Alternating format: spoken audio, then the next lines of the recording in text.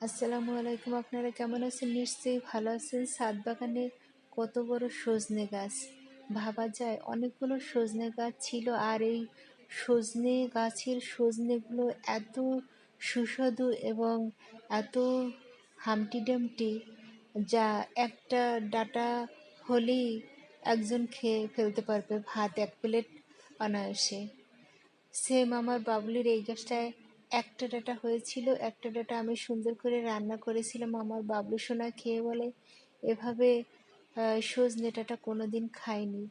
তারপর তো অনেক প্রশংসা। আমার বাবলু সোনা আরও অনেকটা গাছ লাগিয়েছিলেন। এই ডাল ভেঙে একটু লাগিয়ে দিলেই হয়, আর কিছু করা লাগে না। দেখুন কত বড় গাছ হয়েছে। আমার বাবলু সোনা বলেছি এটা কেটে ঝোপালো করে রাখবে, কখন কাটে আমি জানি না, তাই আমি একটু ভিডিও ধারণ করে রাখলাম আপনাদের জন্য। আপনারা সবাই ভালো থাকবেন, সুস্থ থাকবেন, আর মোরিঙ্গা খাবেন বেশি বেশি করে।